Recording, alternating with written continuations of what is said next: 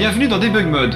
Vous vous souvenez, il y a 2 semaines, on avait parlé un peu de la rentrée, des nouvelles émissions, mais on n'a pas fini, il y a encore quelques petites choses à voir.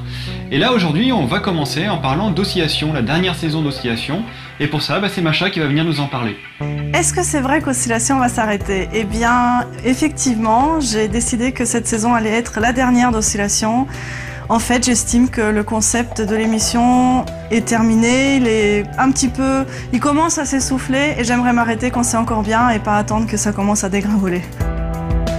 Il va y avoir quelques petites nouveautés pour Oscillation cette saison pour bien clôturer l'émission comme il se doit. Dans un premier temps, on va intégrer un élément qui faisait partie du pilote original de l'émission, c'est-à-dire l'analyse de musique d'animé. C'est quelque chose qui me tenait beaucoup à cœur et qui devient maintenant possible. Donc ça remplacera les Oscillations J, ça sera mensuel. Et on va essayer de négocier au cas par cas les droits d'image pour vous montrer les vraies images des animés en question. Et si on n'a pas les images qui vont avec les animés, on mettra pour remplacer les images qui proviennent des jeux qui viennent de la franchise de la série. Alors il y a un deuxième élément qui va s'ajouter à Oscillation cette saison, c'est aussi quelque chose qui me tenait beaucoup à cœur.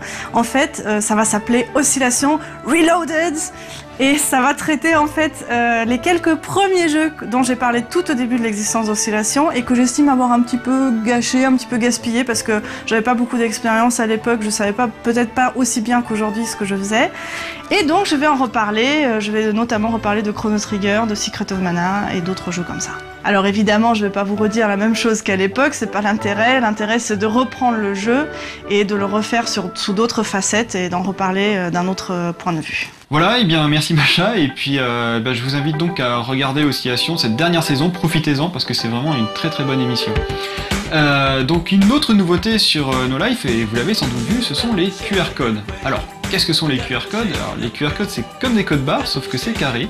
C'est un code qui nous vient du Japon et qu'on a décidé d'utiliser à l'antenne de façon à pouvoir vous renvoyer vers des sites web. Comment ça fonctionne? Alors, en général, c'est avec votre smartphone, vous prenez une photo avec une application dédiée et votre smartphone va se connecter sur le site web qui correspond au QR code.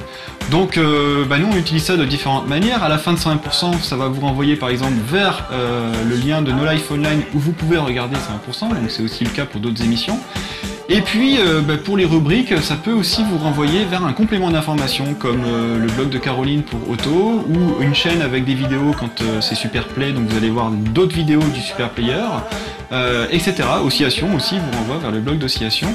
Donc si vous avez un smartphone qui permet de prendre en photo les QR codes, je vous invite à le faire. Ça marche pas forcément super bien au début, on a eu quelques petits soucis techniques, mais on essaie d'arranger ça en faisant des QR codes plus simples et qui passent mieux. Voilà.